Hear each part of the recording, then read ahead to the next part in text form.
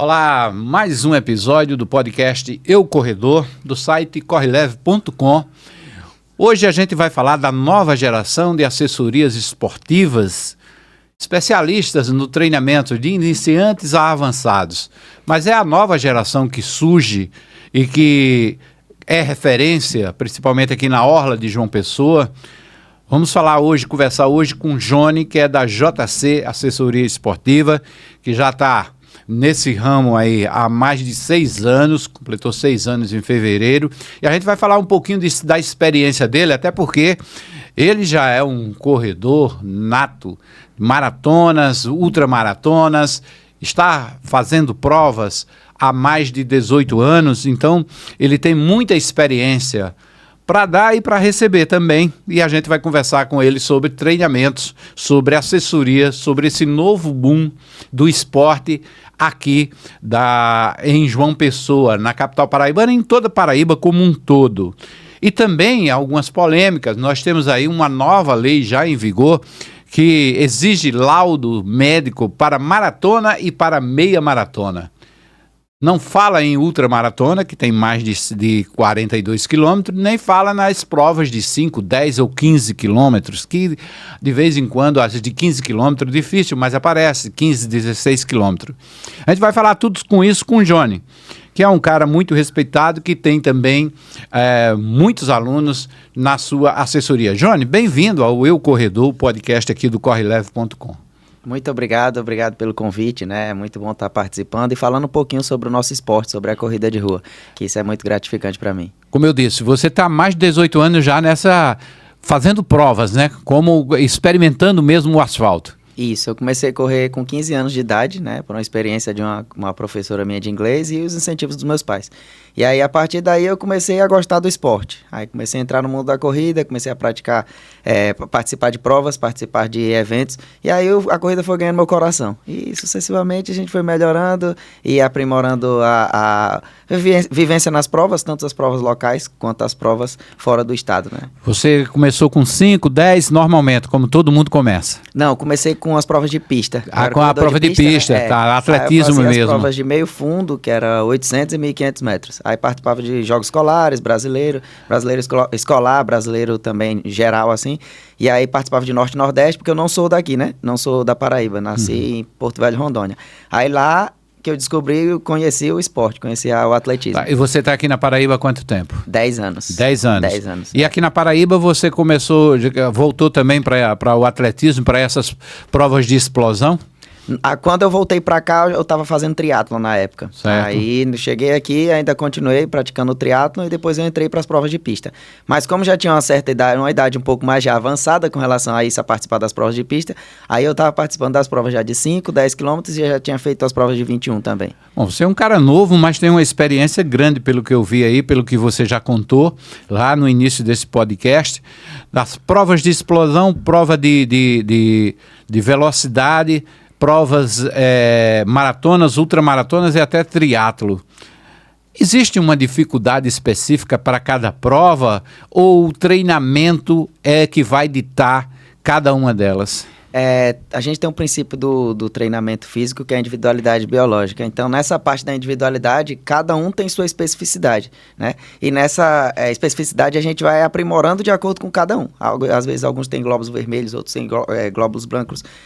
E assim sucessivamente a gente vai trabalhando de acordo com a fibra de cada atleta.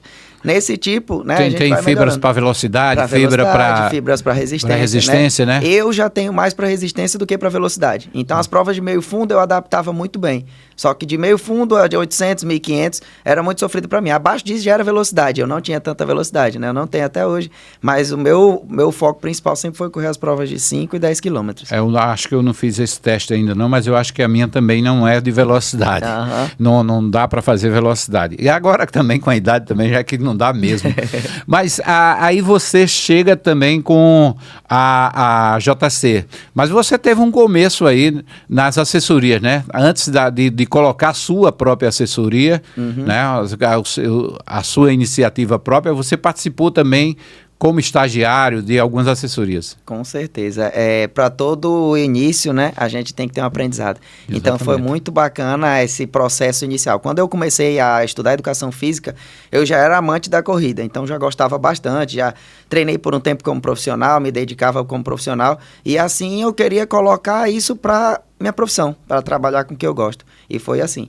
Eu comecei a estudar, né? No meu primeiro estágio eu coloquei para uma academia, porque era uma coisa que eu não gostava e não me identificava. Então eu falei, eu preciso aprender isso para depois especificar na coisa que eu vou querer trabalhar, que é com a corrida de rua. Aí eu entrei, estagiei, meu primeiro e praticamente único estágio na corrida foi com o Zeca, lá na ZK Sport, né? Que valorizo, é assessoria, acho que tem quase 20 anos já. Foi a primeira assessoria aqui da Paraíba. Primeira assessoria, então Zeca e todas as pessoas ali da ZK moram no meu coração, porque a gente tem que ser grato a tudo que a gente aprendeu e vivenciou, né?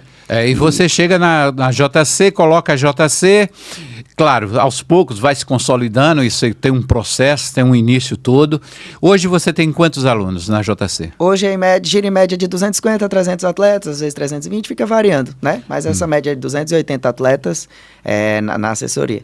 Você tem uma base só ou mais de uma base? Temos duas bases. Duas bases. A gente tem uma base que inaugurou recentemente, a segunda base, a nossa base principal é na Estação Ciência, né? E aí recentemente a gente inaugurou a base na Actimove, que é no BES.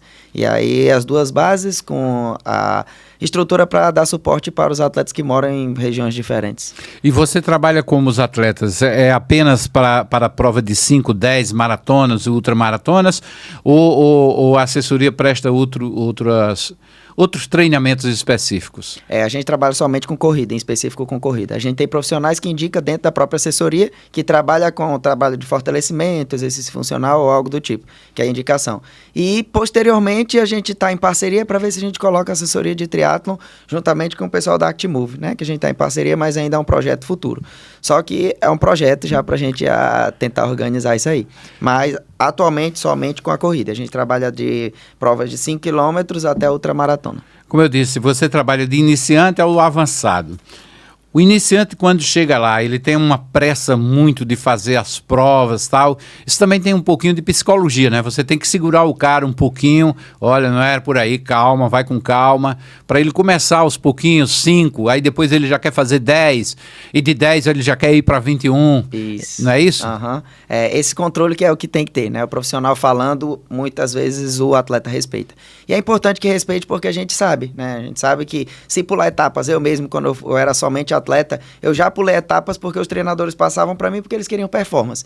Então, nessa performance eu machuquei muito. Eu tenho uma cirurgia no calcâneo justamente pela questão de sobrecarga fora de programado. Então era assim, era só para oferecer performance e desempenho. E aí acabou que eu exagerei demais e posteriormente acabei criando um calo ósseo. E aí você também pega essa sua experiência, exatamente, né? Já passa para os alunos. Não faz isso se você não quer passar por esse processo. Exatamente. Aí é uma experiência negativa que eu não quero que eles vivenciem. Então, nessa questão da modalidade com o iniciante, é muito importante a gente estar trabalhando e colocando, porque as redes sociais, elas passam que todo mundo é capaz. Todo mundo é capaz, mas é importante respeitar o processo, porque não adianta, igual eu já fiz um vídeo que coloca, não adianta pular dos 5 para os 10 se não melhorou teus 5, não adianta pular dos 10 para os 21 se não melhorou teus 10, e tem gente que já sai em um ano, começa a correr, no próximo ano, em menos de um ano, ele já está fazendo uma maratona, aí posteriormente vem lesões. Eu conheci pessoas que disseram assim, eu comecei a treinar e minha primeira prova foi de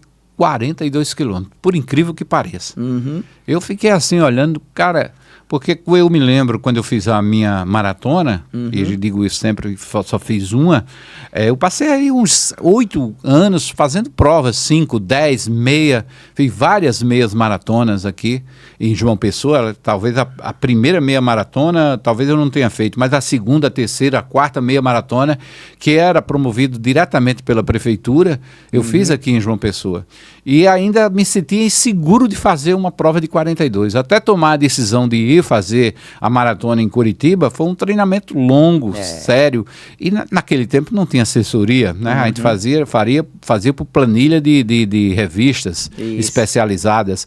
Mas assim, eu tive muito receio. Hoje já tem gente que começa já para 42. É um risco muito grande, né? É um risco muito grande. Hoje em dia a gente tem muitos outros fatores que interferem, né? Tem o fator psicológico que hoje em dia tem nas redes sociais, no próprio Instagram, ele coloca que todo mundo tem o poder de fazer.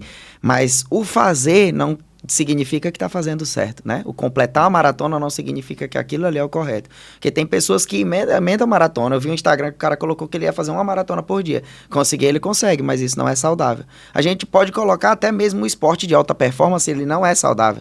Tantas pessoas que a gente sempre coloca, é difícil ver um atleta de alta performance vivendo mais de 100 anos. Então, a gente tem que saber o ponto que a gente coloca e o ponto que a gente não coloca. Uma maratona é longa distância. A gente tem que estar preparado fisicamente e psicologicamente. Porque, como a gente fala, tem aquele muro dos 30, 32, isso. 35, né? Que quebra a barreira da gente. Então, chega um certo momento que a gente faz tanta prova que a gente já não tem mais essa barreira. Então, é preciso ter um preparo psicológico para suportar a distância também. E pessoas que começam já nessa bagagem de uma longa distância correndo, é porque ou ela já teve uma bagagem mais nova de vivência com o trabalho de resistência e não somente com o esporte específico, ou também ela já tem um trabalho de força totalmente preparado para aquilo. Ele conseguir, ele consegue, mas não quer dizer que ele vai continuar correndo. Ô Johnny, aí você coloca, porque como eu disse, naquele tempo tinha planilhas de revista, mas hoje tem muito mais do que isso. Hoje a gente tem uma série vamos dizer assim, de coisas introduzidas dentro do processo da corrida que fazem parte do dia a dia, seja ele um atleta profissional, entre aspas, ou seja ele um atleta recreativo, né? Que, por exemplo, tênis, a qualidade do tênis, né? A roupa mesmo, a qualidade da roupa. Tem também os suplementos que não tinha na época. Na minha época tinha o gel que estava aparecendo no mercado, gel de carboidrato. Hoje a gente fala em betalanina, em whey, em creatina. Tem vários outros suplementos que são recomendados e muita gente também faz isso sem o acompanhamento profissional, exatamente, indo pelas redes sociais, né? Como é que você lidar com isso no dia a dia junto aos seus atletas? É um pouco complicado porque eu sou meio que a moda antiga, né?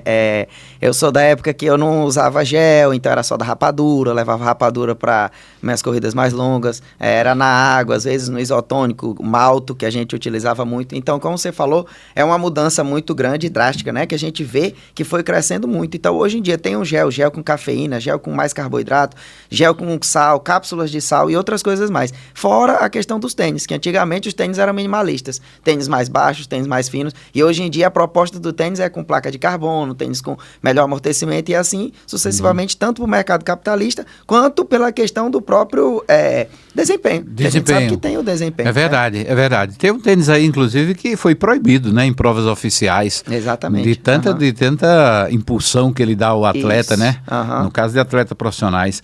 Tem tênis caríssimos. Agora, o tênis sozinho, ele não corre, né? Exatamente. Tem que ter a preparação. Tem que ter o motor, né? Tem que ter o motor. motor. Que eu falo é a gente. Então, o motor é a gente, o tênis é o pneu, praticamente, a gente comparado com o automobilismo. Exatamente. Mas, assim, a gente colocar um bom tênis no pé e estar bem preparado, psicologicamente vai surgir aquele efeito placebo, que a gente vai colocar e vai achar que está dando um certo resultado.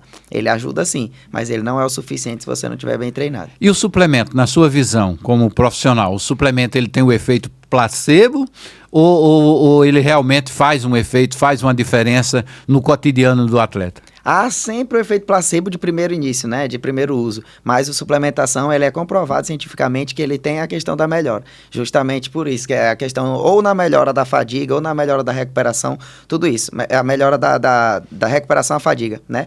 Então, a nutrição, eu costumo sempre falar, ela ainda é mais importante que o próprio treino. Se a gente não se alimentar e não colocar bom combustível para dentro, nosso corpo não vai reagir de forma agradável, né? Ou se reagir, vai agir fazendo muito mais força do que se não tivesse. Então, a suplementação é um complemento alimentar que às vezes a gente não tem na própria nutrição, que é na própria alimentação. Hoje em dia, o próprio magnésio de malato e outros tipos de magnésio que a gente faz a reposição. Às vezes, antigamente tinha raízes em plantas e outras coisas mais que a gente não precisava estar suplementando. E hoje a suplementação veio para minimizar o trabalho que a gente tem com a alimentação, que hoje em dia é muito mais difícil. Antigamente, a gente tinha que ir buscar a nossa alimentação. Então, por isso que hoje em dia, a facilidade da pessoa engordar é muito maior, porque a gente tem a facilidade em comer, mas a gente não tem a facilidade em gastar. E antigamente, não, a gente precisava caçar e buscar o nosso próprio alimento. Então, a gente já gastava para depois consumir. Tem inclusive o pré-treino, né? O famoso pré-treino que muita gente usa, né? Principalmente em provas mais longas. O pré-treino tem ele que é produzido em laboratório, né? Mas você pode também fazer um pré-treino meio que natural, né? Com pó de beterraba, com a farinha da uva e tal. Pode fazer uma mistura aí, fazer uma coisa mais natural, né? Você é adepto a esse tipo de suplemento do pré-treino? Eu quase não utilizo suplemento, não utilizo pré-treino. Eu, inclusive, corro em jejum, geralmente quando eu vou fazer alguma prova mais longa, que eu não corro em jejum. Isso daí é a minha preparação, porque desde novo eu faço assim. Mas essa coisa de correr em jejum ou não correr em jejum depende muito da pessoa também, né? Depende muito, é bem individual, né? Então é bem individual. Eu não indico pra ninguém, porque assim, a alimentação é muito importante. Porém, eu corro em jejum pela manhã, mas o meu jantar à noite é o que supre todo o que eu vou fazer pela manhã. Então, todos os treinos que eu faço pela manhã é em jejum. Eu não consigo correr em jejum, eu tenho que comer pelo menos uma banana antes de sair de casa, antes de sair do treino, e dar um tempinho para depois começar o treino. E é o certo, né? É o certo porque a gente precisa ter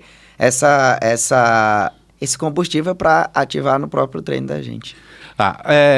Hoje, por exemplo, a gente está assistindo aí um boom das corridas, né? Corridas de rua, provas, muita gente. Acho que o perfil do corredor também mudou muito. Se a gente olhar o perfil do corredor lá atrás e o perfil do corredor hoje, a gente vai sentir uma diferença. Pessoas muito mais novas estão correndo, né? E mesmo assim a corrida ainda é um esporte muito democrático. Muito democrático, apesar das altas taxas cobradas nas inscrições de algumas provas. Mas se você quiser correr, se você quiser praticar o esporte, você pratica ele tranquilamente, sem se preocupar com essa coisa de coleção de medalha, né? Exatamente. Que é uma coisa também que você, não sei se você concorda, mas eu acho que a gente chegou a um ponto que a gente também tem que fazer uma espécie de seleção das provas que vai participar. Até dentro do seu treinamento, para você colocar as provas que vai fazer durante um ano, durante este ano, 2026, eu vou correr essa prova, são as prioridades. Talvez apareça uma ali, outra aqui dentro do processo, vai junto, mas você está com aquela base ali para fazer aquilo ali, né? E a base de estudo do corredor, né? É bem observado isso aí, porque é muito importante a gente ter uma programação e um planejamento. A gente tem uma prova-alvo e a gente vai trabalhar em cima dela. Se a gente ficar colocando prova todo final de semana, a gente sabe que correr uma prova é diferente de fazer um treino. Então, às vezes, a gente perde um longão para fazer uma prova. E uma prova, a intensidade é muito grande. E, às vezes, a gente não precisa dessa intensidade, a gente só precisa do volume. E, nesse volume, a gente não vai conseguir colocar numa prova. Ah, professor, mas eu vou só para brincar. É difícil. Às vezes, o atleta, mas eu vou só para brincar. Quando chega na prova, tem um outro coleguinha, outra pessoa e acaba puxando mais do que deve. Por isso que às vezes a gente não coloca a prova como preparação para uma prova específica. E às vezes a gente coloca quando sabe que o atleta sabe respeitar aquele momento ali. Porque é interessante a gente fazer uma prova, utilizar um ponto de hidratação, estar com outras pessoas, a vibe, a energia da prova, que é transmitido também, é bacana os atletas pegarem. Só que nessa preparação é importante a gente saber que às vezes a gente não pode perder um treino específico para estar competindo. Principalmente os longões. Principalmente os treinos longos. Que são os que dão volume, né? Isso. Os que formam a base do atleta, né? A base do atleta. E há um erro específico nos longões que o atleta pensa em bater RP dentro do longão. Não é? Isso é um erro comum de quem não está numa preparação específica? Isso é um erro comum, principalmente da galera que está iniciando, né? Porque geralmente se está batendo RP no longão é porque não tem tempos, tem tempos ainda batíveis, né? Exato. Exato, porque se a gente está com os tempos que é muito difícil de bater, a gente não vai bater no treino, bate na prova. Eu vejo assim, Johnny, quando a pessoa posta um longão e diz assim, eu fiz aqui, vamos dizer, um corredor de 6, aí ele pace de 6, que é um pace razoável hoje, para os padrões de hoje, os padrões dos corredores que a gente vê na praia. Mas, assim, aí ele faz 5,30 e coloca lá como se fosse assim, um recorde pessoal a ser batido, tal. E o sentido do longão não é esse, né? Exato. O sentido do longão é você formar base, ganhar volume, né? Então, é até aconselhável que você faça um pouquinho mais lento, inclusive, do que o seu pace, né? Exatamente, a adaptação cardiorrespiratória. Às vezes a gente acha que para melhorar precisa sempre treinar forte, mas não necessariamente. A corrida leve também ajuda. A gente tira como base os treinadores e os próprios atletas de elite, né? Que independente de qualquer situação, por mais que você não queira ser um atleta de elite ou um atleta de alta performance, você quer uma questão de desempenho, você quer melhorar. Exato. Você quer sair do seu 6 para o seu 5,45, do seu 6 para o seu 5,30, e nisso você quer o seu desempenho, né? Não é uma alta performance, mas é uma performance. E nisso o atleta ele quer evoluir, porém tem que saber respeitar o processo. Aí, às vezes, a gente vê até os vídeos que falam, os quenianos, eles correm leve. Por que você não pode correr leve? Então, só que os quenianos correm leve para 3 deles, e alguma coisa, né? Exatamente. O leve dele é 3 e alguma coisa, né? É então, tu tem que ir com calma também nesse momento, né? Agora, Johnny, dá para você hoje, por exemplo, uma pessoa... Vou colocar aqui uma hipótese, um exemplo hipotético. Uma pessoa com em torno de 100 quilos, 99 e tal, quanto tempo ele leva para fazer uma prova de 10? Claro, observando todos os exames médicos, todos os procedimentos, seguindo a planilha direitinho, quanto tempo ele levaria para fazer uma prova de 10 hoje? Perfeito, é uma ótima observação e uma pergunta que não tem uma resposta certa, né? Porque, assim, é da individualidade biológica de cada um. Depende como ele vai reagir ao processo. Pode ser que ele consiga em 2 meses, pode ser que ele consiga em 1 mês, pode ser que ele consiga em 3 meses, pode ser que ele não consiga em um prazo longo, porque vai depender do período que ele vai se dedicar àquilo ali. Porque não é somente o correr, ele tem que dedicar ao trabalho de musculação para fortalecer, porque pode ser que no meio do caminho ele lesione devido ao peso dele, está sendo colocado em todas as articulações, quadril, joelho, pé, então todas as articulações vão estar recebendo essa sobrecarga. Pode ser que ele lesione, mas pode ser que não. Então, não posso dizer um período específico, porque vai depender de cada atleta. Mas é importante ele trabalhar da maneira correta, porque o que vai ajudar ele é a perda de peso. Então, se ele perde peso com o trabalho nutricional, ele vai melhorar a questão da perda de peso, ele vai melhorar a questão da evolução na corrida, e a gente sabe que com menos peso é mais fácil a gente transportar e carregar. Exatamente. E tem também a questão do fortalecimento muscular, né? A academia. Vamos dizer assim. E o fortalecimento muscular hoje, para um corredor, ele é aconselhado quantos dias por semana? 3, 2? Pelo menos 2 vezes na semana a 3, porque assim, eu coloco como fortalecimento sendo algo muito importante. Antigamente a gente tinha o período de base, né? Que era o período de base geralmente início de ano. Quando terminava a temporada do ano, começava o período de base. Então a gente fazia treinos de subida, rampa, treino de areia, areia fofa, exercício funcional e os treinamentos de musculação, treinamento de academia, força específica. Hoje ainda tem areia fofa? Ainda tem. Eu ainda passo para meus atletas e a galera da pista ainda faz. Agora, tipo assim, meio que ficou na tradição. E eu gosto de fazer isso porque eu sinto o resultado. E é um dinamismo de treino também. É porque eu vejo poucas pessoas fazendo treino com areia fofa, né? É raro ver a galera fazendo. E o treino de areia, eu comparo ele com o treino de ladeira também, porque exige força, né? Exige um pouquinho de explosão também.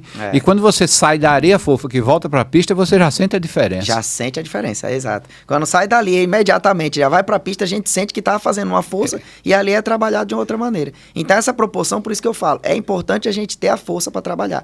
E o treinamento de força, o fortalecimento, ele vem junto para te ajudar a prevenção de lesão. Então, se a gente está com a musculatura fortalecida, a gente protege a articulação. Certo. Você é atleta de muito tempo, você já falou aqui um pouquinho, e recentemente você participou de algumas provas fora do Brasil, não é isso? Quantas provas você já fez fora do Brasil? Você tem uma ideia? Somente 2. 2 provas fora do Brasil? Eu fiz a Maratona de Buenos Aires 2022 e fiz agora essa ultra em Portugal, em Ceia. Foi uma ultra trail, né? A medalha está aqui, tá? Isso. Agora sim, olha só o título da prova. Oh, meu Deus! Isso. Que foi em Portugal? Foi em Portugal. Em que cidade? Foi Ceia. Ceia. Isso. Então, quantos quilômetros nessa prova? A prova era para ser 50 quilômetros, mas deu 52, né? Foi uma prova totalmente diferente do que eu programava. Sabia a altimetria dela, mas não sabia que seria tão difícil. Então, eu disse para os meus alunos e estou dizendo para todo mundo que, tipo, a coisa mais difícil que eu vivi na minha vida foi essa prova. Então, o que eu programei fazer nela entre 5 horas e meia... Não pela distância. Não pela distância, pela dificuldade mesmo, né? Porque a distância já é um obstáculo. E sim. Aí ainda teve o obstáculo da prova. Vou contar resumidamente um pouquinho da prova, né? Que foi... a minha programação de fazer a prova era de 5 horas e meia a 6 horas, né? Já colocando para bem mais alto. Eu terminei a prova em 8 horas e 38. Então, 8 horas e 38? E quando eu larguei a prova... Sem parar? Não, eu andei mais do que... Eu andei praticamente uns 30 quilômetros de prova. Sério? Parava só nos pontos de apoio que tinha, né? Eram 4 pontos de apoio. Muito difícil mesmo. Muito difícil, muito difícil. E eu sou um cara que não gosta de andar.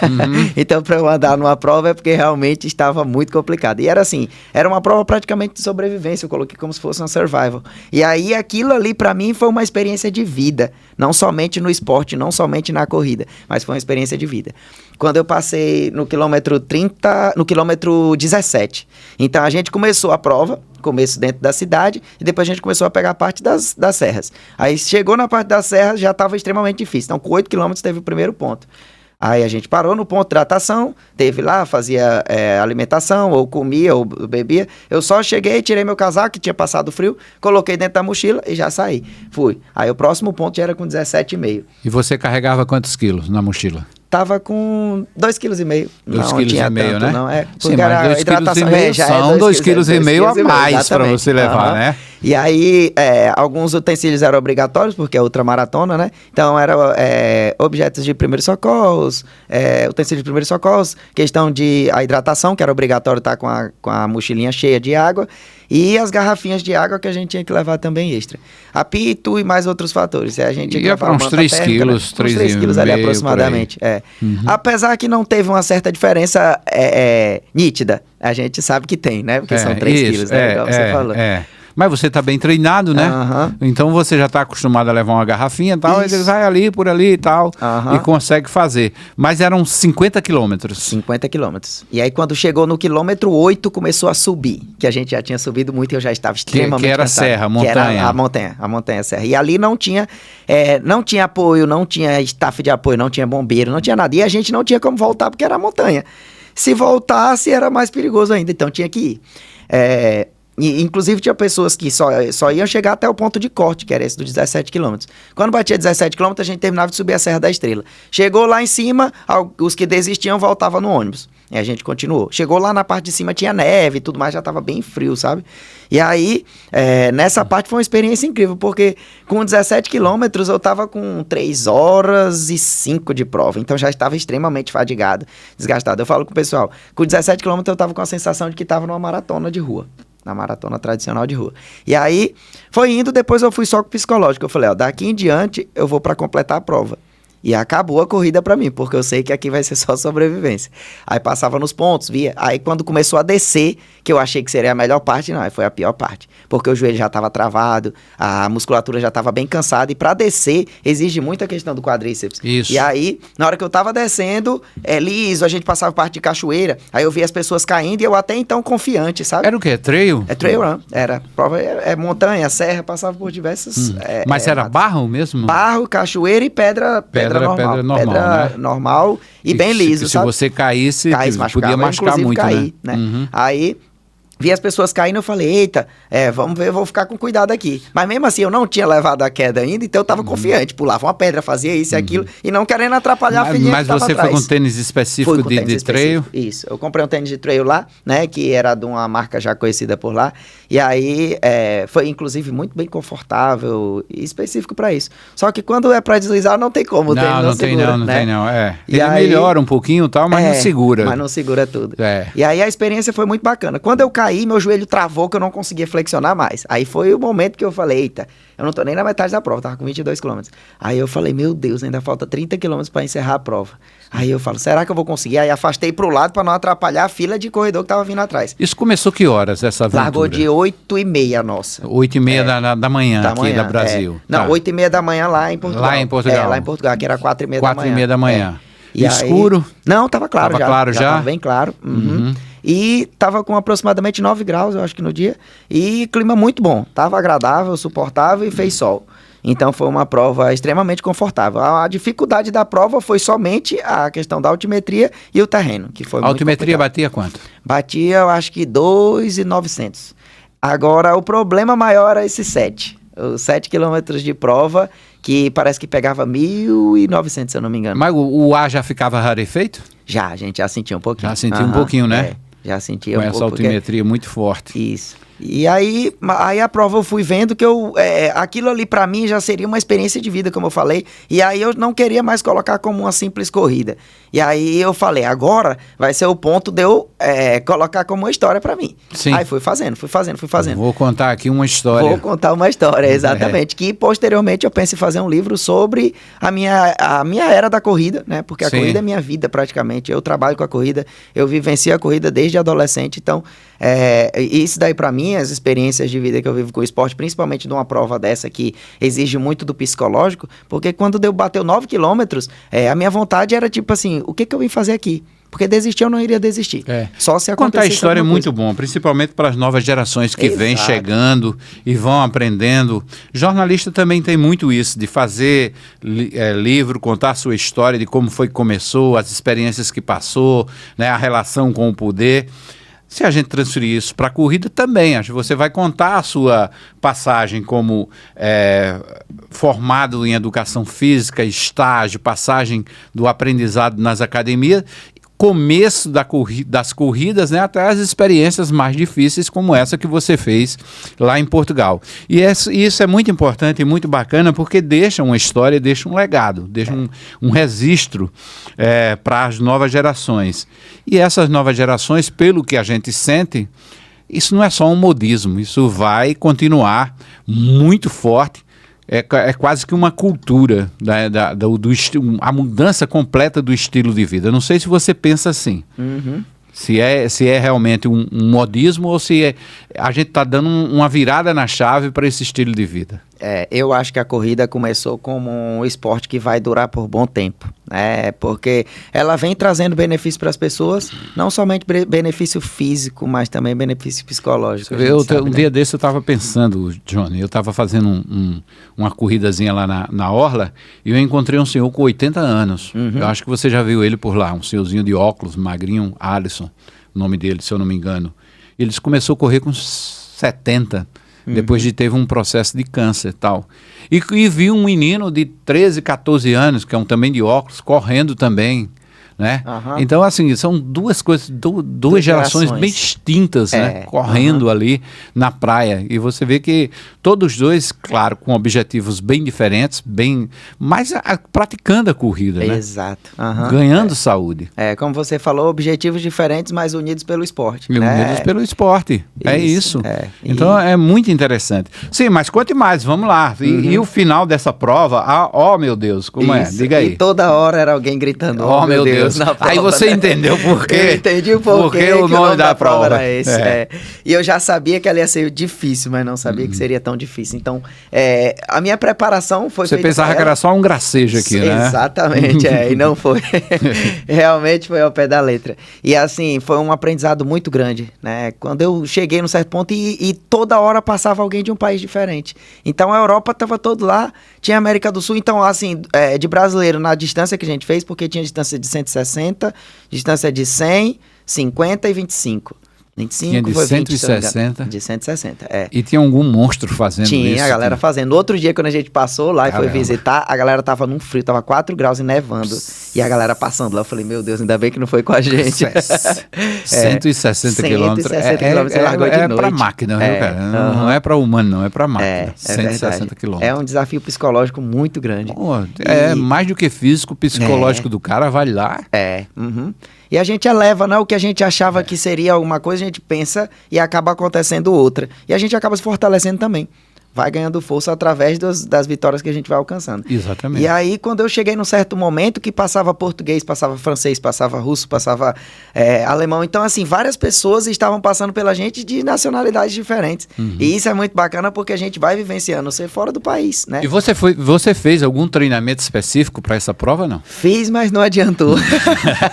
Porque eu achei de terreno plano. Exatamente. E João Pessoa não tem nada comparado com aquilo, né? Isso. Então, eu comparo, sabe, o que é tipo 7 quilômetros de escalada, como se fosse numa montanha. Não sei se já fez a Pedra da Boca, mas é como se estivesse subindo a Pedra da Boca por 7 quilômetros, ou então escalando aquela barreira do Cabo Branco, naquela parte que que tá caindo. É daquele jeito ali por 7 quilômetros. Então chegava um momento que a gente parava no meio da serra e falava, acabou. Aí a gente olhava, tinha gente lá em cima olhando ainda, e a gente ainda ia ter que chegar Se aquilo não ali. acabou. E ainda Vamos não acabou. embora. E ali, pra gente chegar naquele topo, tava com apenas 17 quilômetros, né? E aí faltava ainda 35 para acabar a prova. O difícil é você chegar naquele topo e observar que ainda tem mais alguns ali pela frente para você cumprir, né? Uhum. Exatamente. E chegou um certo momento da prova que teve uma parte que ficou plana e eu já não aguentava mais correr. Então já estava com meus 40 e poucos quilômetros de prova, faltava pouco. E aí quando chegou numa certa extremidade da prova, eu tava correndo, começava a encaixar meu ritmo, corria ali na faixa dos seus 4,50, 5, aí tinha hora que eu fadigava tanto que eu não aguentava mais correr. Aí eu começava a caminhar, eu não aguentava mais andar e de correr, aí ficava variando entre corrida e caminhada, sabe? É um desafio psicológico muito grande. Eu sei que você é muito bem treinado, assim, e tem a preparação toda, tem um histórico todo de preparação, mas teu psicológico, nesses momentos, ele fala o seguinte, por aí, mais ou menos isso, eu já cheguei, já estou aqui, para que isso? Para que isso? Vou caminhar e termino do mesmo jeito. É assim que funciona ou não? Ou você coloca um desafio, assim, não, eu estou aqui e vou correr. É assim, eu só chego a caminhar quando realmente eu estou no extremo. E assim, quando era uma questão de subida e por questão de risco de vida, né? Chega uma certa parte lá que realmente não dá para correr. E aí, por questão da minha vida mesmo. Passou assim, usar um termo bem nordestino, passou assim na beirada mesmo, de um abismo de precipício. Que às vezes a gente vê vídeo e não sabe que a gente vai vivenciar aquilo, e não tinha segurança. Assim, que a gente poderia, a segurança era a gente mesmo, então tinha que ter teve cautela. Uma caminhante recentemente, né, um ano e meio mais ou menos, lá pela Ásia, que caiu, né, lá embaixo, que morreu, né? Isso. Numa caminhada, caminhada, né? Não era assim tão perigoso quanto, mas a gente tinha os perigos, né? Perigo de uma pedra, medo de uma pedra despencar lá de cima, que alguém pisou e caiu, porque era bem íngreme. E aí, eu fiz os treinos aqui em João Pessoa, fazia treino em areia fofa, fazia treino de subida, de rampa, fiz tudo. Mas quando eu cheguei lá, eu vi que não preparei da maneira correta para o que eu iria viver aquilo ali, né? E aí é o que eu falo, é uma experiência que eu vou levar para minha vida toda. Quando eu for fazer uma outra prova do tipo, que é o TMB, né? Que é Ultra Trail Mont Blanc. Nessas provas, eu já pontuei. Então, o objetivo é ir para outras e outras. Então, se eu achava que eu já tinha feito alguma coisa difícil, e uma semana antes eu tinha ganhado uma prova aqui, né? Eu ganhei uma prova, os 21K do Conde, eu participei dos 12 e fui campeão dos 12 quilômetros. E nessa prova, então eu tava me sentindo bem para um trail, correndo na areia, fazendo algumas rampas. Quando eu cheguei lá, eu vi a diferença, né? A gente vê a diferença de que a gente se coloca numa posição de acordo com o nosso momento. Qual é o teu próximo desafio como atleta? Eu tenho vontade de fazer outras provas, né? Provas fora do país e provas aqui dentro também. Eu sempre gostei de correr provas curtas, eu não gosto de provas longas. Correr 42, correr ultra, eu faço isso como um desafio pessoal e para entender mais, para eu passar para os meus atletas que tiverem objetivos semelhantes. Mas eu gosto mesmo de correr prova de 5 km. Você disse que fez 2 provas fora, né? Essa daqui e outra. E a Maratona de Buenos Aires. A outra foi a Maratona de Buenos Aires, isso, né? Que é mais tranquila? Muito mais tranquila, muito mais tranquila. Teu tempo para a Maratona de Buenos Aires? Em Buenos Aires eu fiz 2,56 e no Rio eu fiz 2,57. Claro, só que em Buenos Aires eu tive um problema na minha preparação, porque ela seria minha primeira prova e foi razoavelmente a minha primeira prova, mas não a minha primeira maratona. Eu fiz uma prova de trail uma vez e me perdi no percurso e acabei correndo 42 sem querer. Na época eu não tinha feito 42. A prova era de 26 km, eu corri 42 porque eu errei o percurso. A gente estava na disputa entre os primeiros, acabou que os primeiros erraram e eu assumi. O primeiro já estava bem na frente, eu estava na disputa entre o segundo. Eu assumi o segundo colocado e fui bem para frente. E errei mais que os outros que estavam. Então a gente já estava errado e acabou se perdendo. Eu fiz os 42 isso a primeira vez. Se eu não me engano, acho que foi 2018 isso. E aí, posteriormente, em 2022, eu fui participar da Maratona de Buenos Aires. E na minha preparação, a minha irmã ia fazer a Maratona de João Pessoa. Aí eu fui com ela. Aí eu participei com ela da Maratona de João Pessoa. A gente fez a prova de João Pessoa e um mês depois eu fiz a Maratona de Buenos Aires. Nesse meio termo eu machuquei, tive uma facete plantar e acabou que em Buenos Aires eu fui com o psicológico afetado. Eu corri 2,56 lá, foi um tempo muito bom, né? Eu queria fazer sub 3, consegui fazer, mas eu não me senti agradável na prova. Apesar do clima estar bem agradável, eu não me senti bem. Então, com praticamente 2 km de prova, eu já sentia que ali não ia encaixar, sabe? E aí, depois, no outro ano, foi no ano seguinte, eu acho que foi 2023, a gente foi pro Rio. Aí eu fui para correr os 5 km no Rio. Aqui no Brasil você fez a maratona do Rio, isso? Fiz João Pessoa e Rio, e fiz 3 provas de montanha no asfalto, Tá. de maratona também. Aí que foi a Muralha, uma prova que também é muito bacana. Onde? Aí um ano é subindo, um ano é descendo e outro ano é subindo. Onde? A gente fez. Fica em Mauá, Visconde de Mauá, no Rio de Janeiro. No Rio de Janeiro. De Certo. Mauá a Penedo e de Penedo a Mauá. Aí a gente fez 3 anos ela. 3 anos. É. Tá. E lá também é montanha. Lá também é montanha. Só que é asfalto.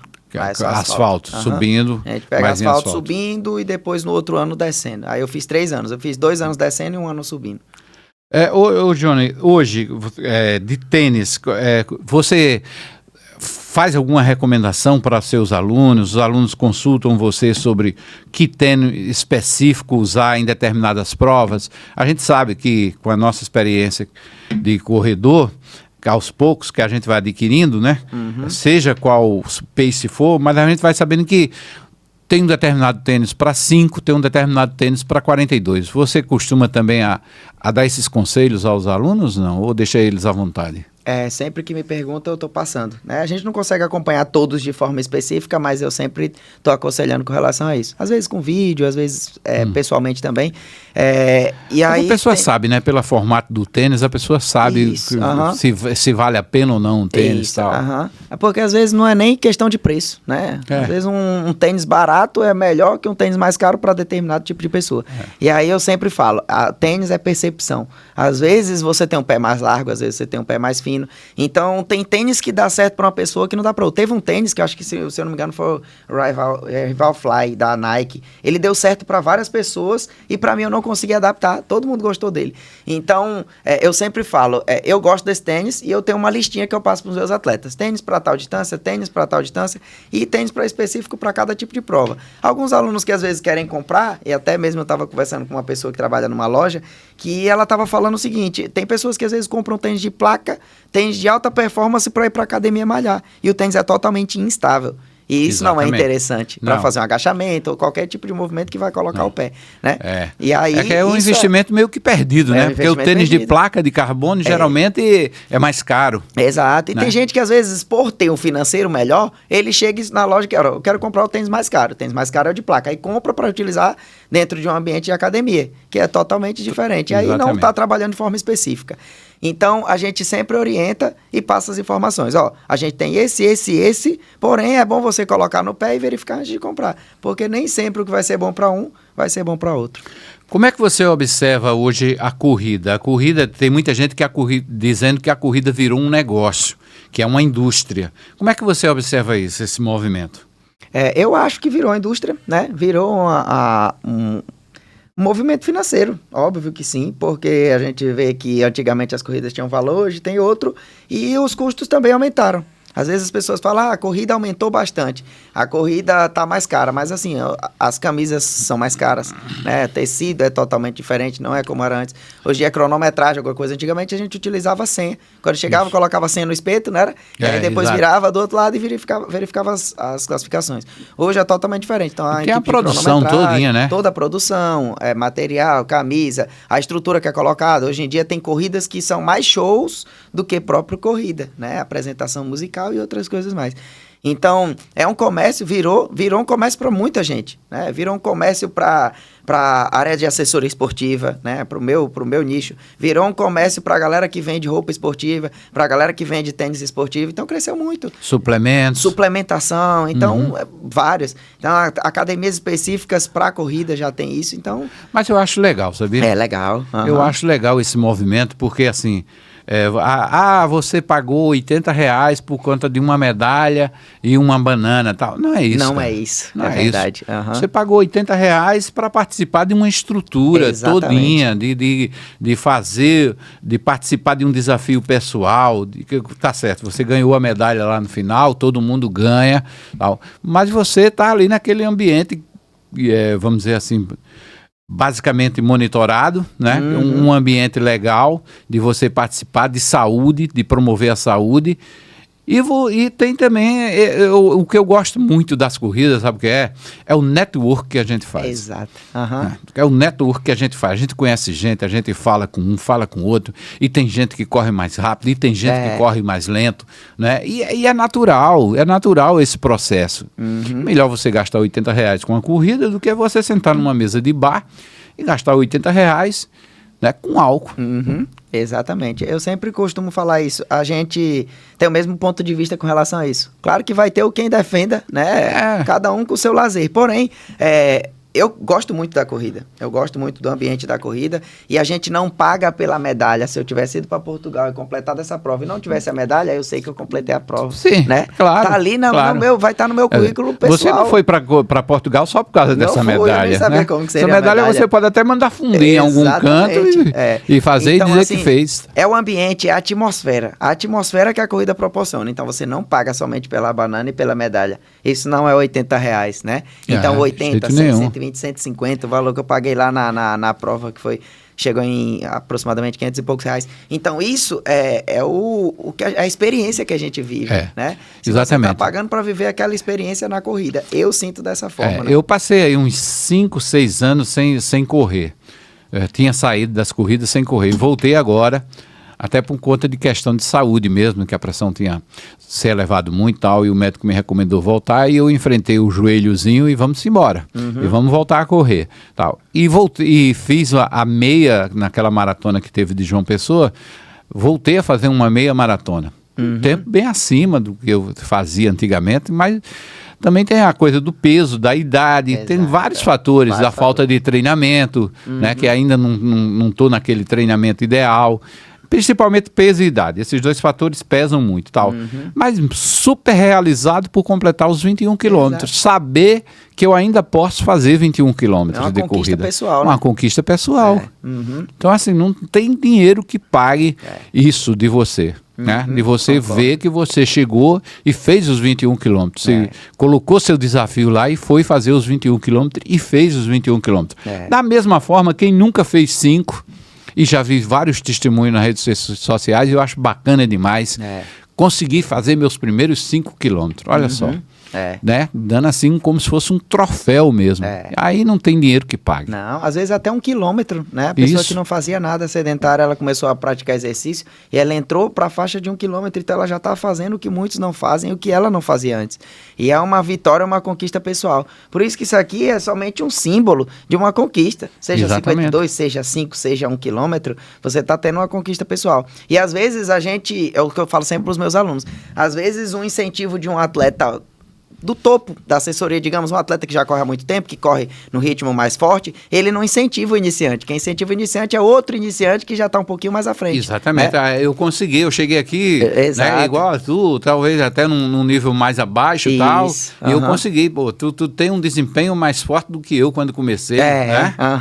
Vai que e são esses incentivos de microgrupos dentro de um grupo grande. Ali dentro da assessoria eu posso observar muitas coisas, então são diversos fatores psicológicos que ajudam as pessoas a melhorarem. A pessoa tem um incentivo de um outro aluno que às vezes nem ganha nada, nem mas tá aí é que tá, deixa eu falar também.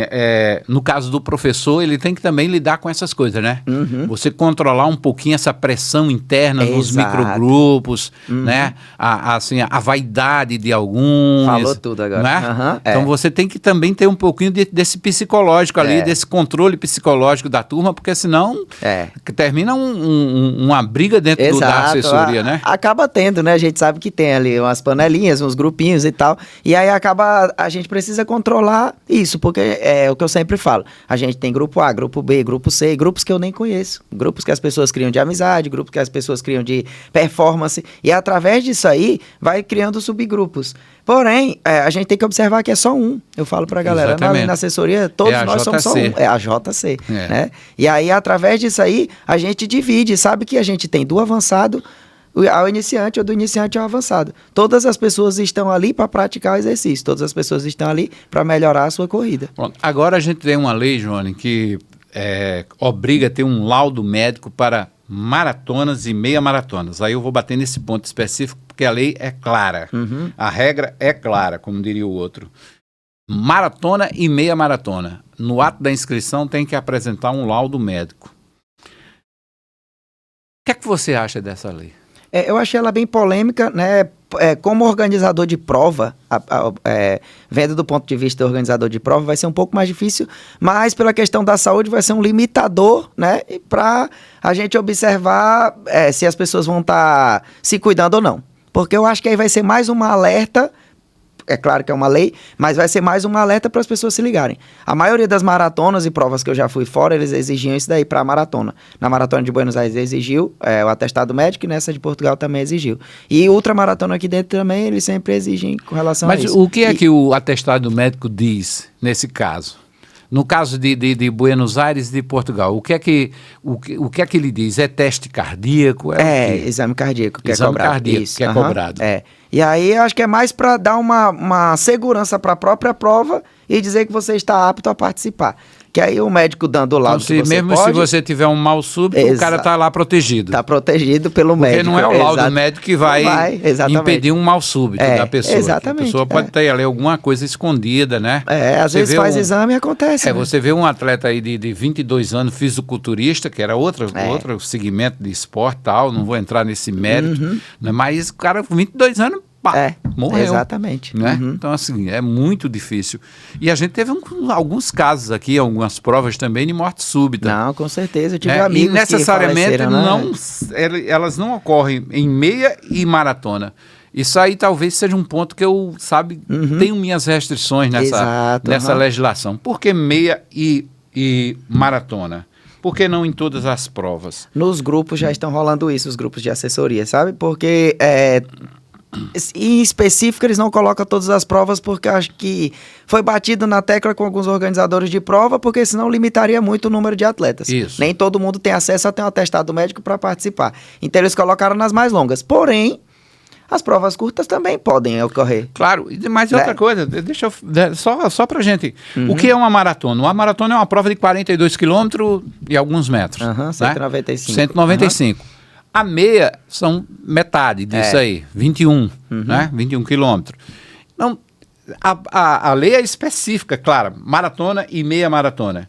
E ultramaratona ficou de fora. Exatamente, Né? Teve uma ultramaratona aqui em Lucena, né? Foi, um dia do Peixe Boi. De Peixe Boi, 60 quilômetros? Foi 50. 50 quilômetros. Então, na prática, essa prova está de fora. Exato. Se a pessoa disser assim, não, eu vou correr sozinha essa prova dos 50, sem revezamento, então ela não está dentro dessa lei.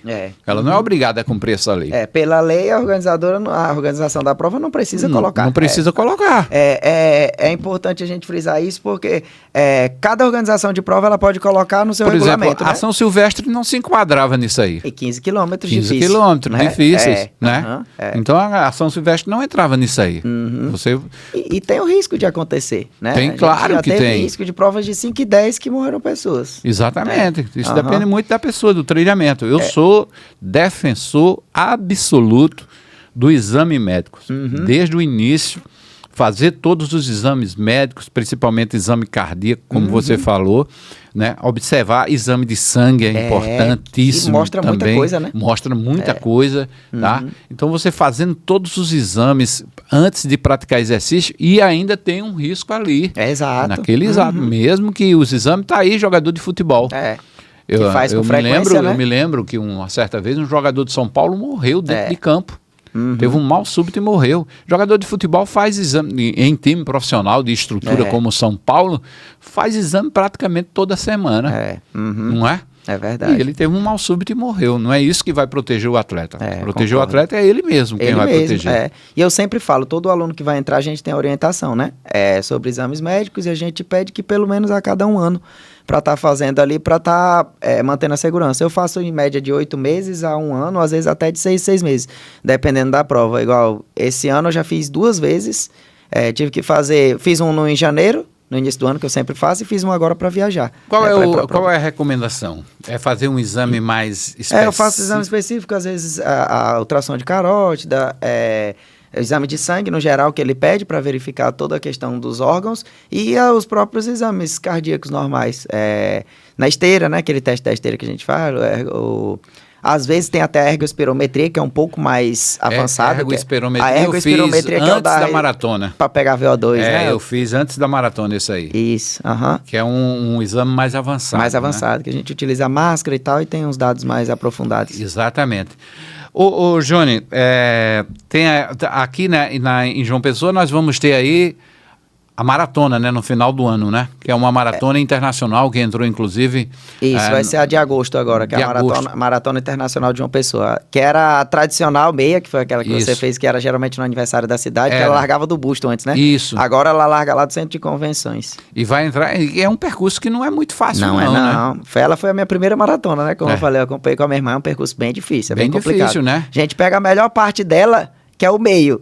O começo e o fim é muito difícil. Muito pesado, né? Porque quando você desce aquela ladeira, sobe aquela ladeira do Cabo Branco. Do Cabo Branco. Quando chega ali, tá com, acho que com 35, aí falta 7 km ainda para chegar até o Centro de Convenções. Exatamente. E aí sobe e desce, rampa. Não é nem umas ladeiras íngremes, são rampas mesmo que você, de longa distância. É verdade. E você vai ter que tirar no solado, né?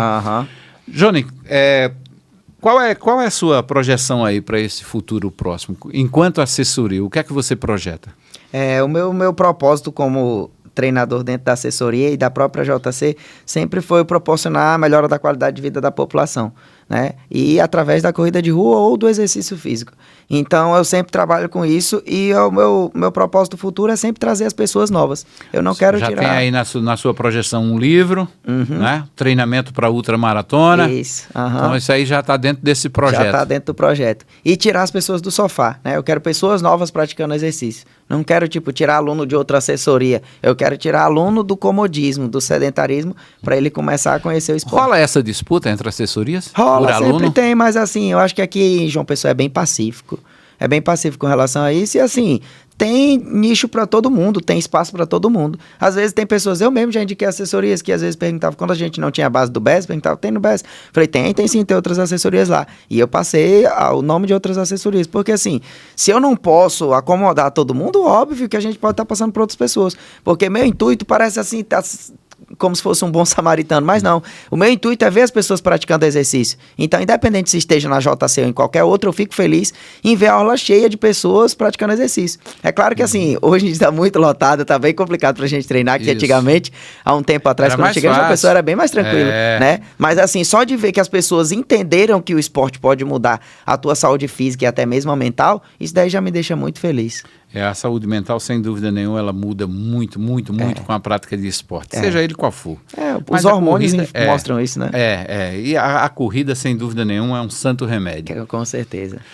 Johnny, eu queria agradecer a tua participação aqui no Eu Corredor, foi muito bom esse bate-papo, trazendo essa sua experiência, contando essas histórias, se posicionando em relação ao segmento de corrida de rua. Parabéns pelo trabalho e que dê tudo certo aí na sua vida profissional, familiar, enfim, para que você continue aí prestando esse serviço sempre importante para melhorar o estilo de vida, inclusive da população, de uma forma geral. Aliás, sua família toda tem um DNA de atleta, né? Sua esposa também pratica exercícios, também. Sua irmã também pratica exercício, né? Minha mãe, meu pai, todo mundo pratica. Olha só, tá vendo? Tem uma família tá aí toda de atletas. Isso. Legal. Parabéns pelo trabalho, Johnny. Obrigado pela presença no Eu Corredor. Muito obrigado pelo convite mais uma vez, né? É sempre muito bom estar aqui falando sobre esporte e passando isso para as pessoas. Espero que se chegue ao maior número de pessoas possíveis para que elas possam ver o quanto a corrida é maravilhosa e quanto praticar esporte é maravilhoso. Com certeza. Eu Corredor é mais um episódio para a gente contar essa história desse universo das corridas de rua. Você compartilha aí o nosso conteúdo, se inscreve no canal para a gente continuar contando aqui o que há de melhor nas corridas de rua de João Pessoa. Essas experiências são incríveis e elas mostram que qualquer um pode conseguir. Um pouquinho de esforço, um pouquinho de dedicação, né, de constância, vai fazer com que você se torne, nem que seja não precisa ser um atleta profissional, mas uma pessoa com um estilo de vida muito melhor, muito mais saudável, e é isso que a gente conta sempre aqui no Eu Corredor e traz sempre as informações no correleve.com. Aproveite e acesse também o nosso site. Então, até o próximo episódio.